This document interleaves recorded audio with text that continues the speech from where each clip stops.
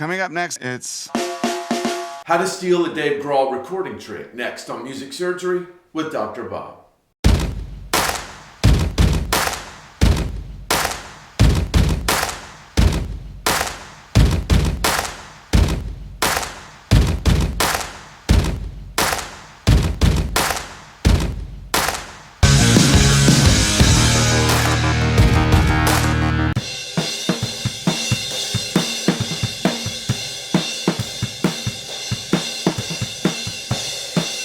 In mixing, our goal is to be able to wrangle in all the parts and to ultimately control them to submit to our ear's desire. Wow, that was pretty good.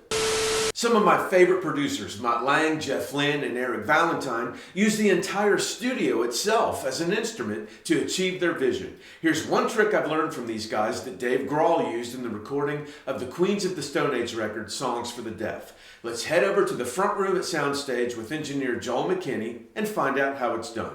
Okay, so the first thing I've done is I've recorded a full drum set in a room at Soundstage Studio, and it sounds like this.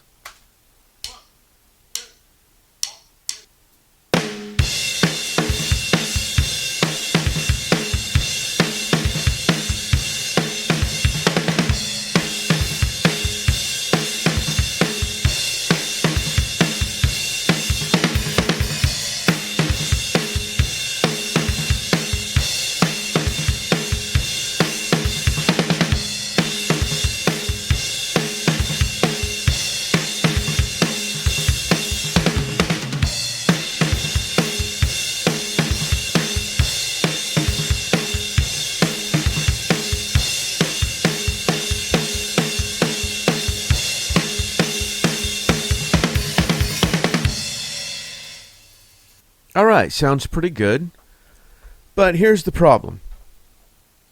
Trying to utilize these room mics, we've got tons of cymbal bleed.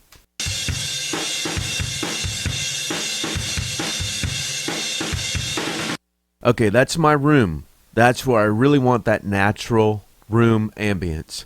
And a lot of times when we try to crank that room mic up for that extra spank of ambience in our drum set, we get that kind of bleed.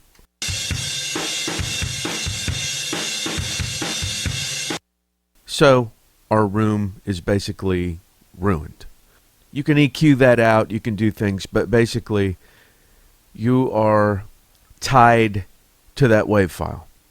So the Dave Grohl, Eric Valentine, Mutt Lange, Lynne trick is we record the cymbals separately.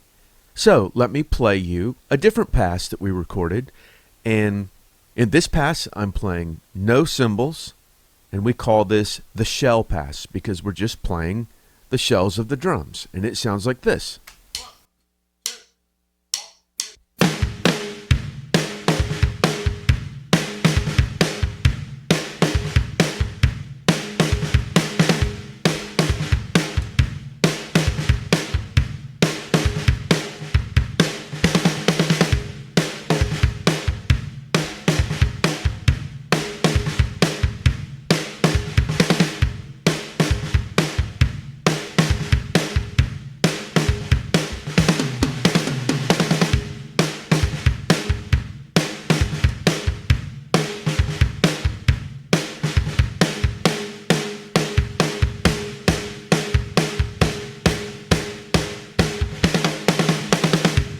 Sounds great.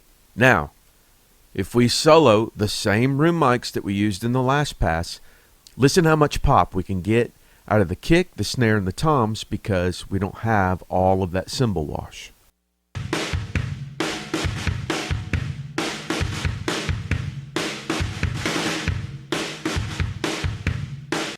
Awesome. No bleed. Clean. I can crank that up about as loud as I want.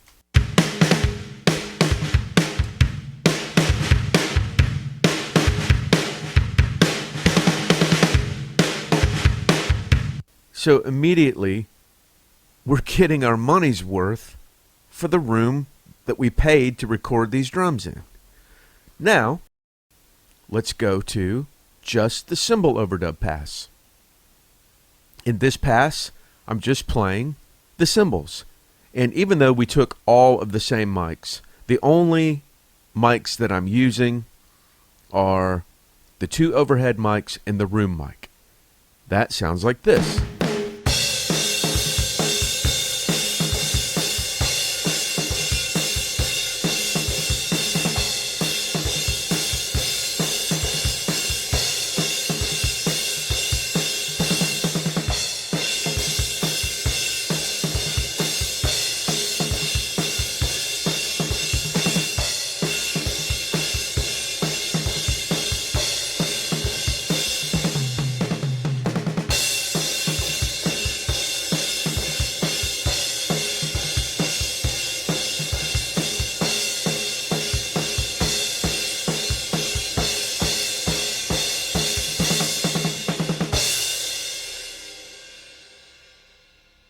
So instantly, you can tell that I've got total control over my shell pass and my cymbal pass. Not only by recording these cymbals by themselves do we have control over the cymbals and all of our shell pass, but listen what we can do to the coloration of the cymbals, because we have 3 passes of just cymbals. Here is just the room mic.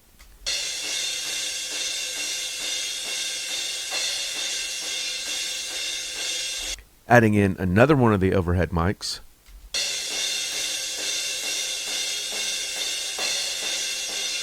And now with another set of overdub mics.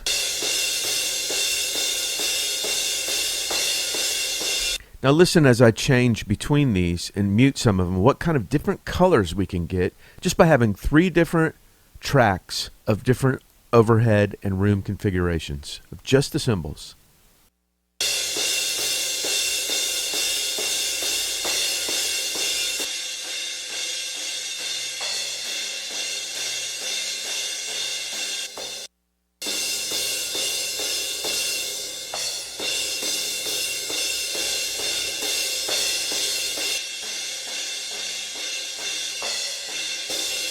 To have this kind of control in your mix is really priceless, because you're not married to anything that you can't unglue. Like this room track here, where the drums and the overheads are glued together. Now let's listen to how this all sounds together.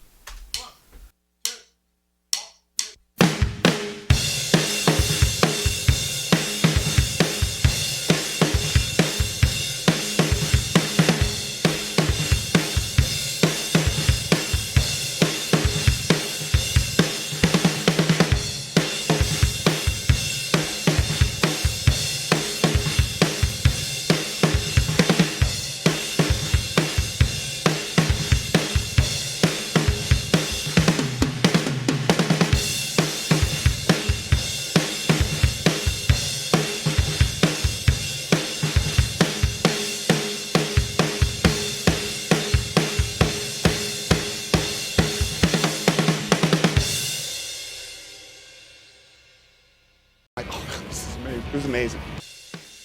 Great. Still sounds like one drummer playing in a room, and no one would really know that we tricked them.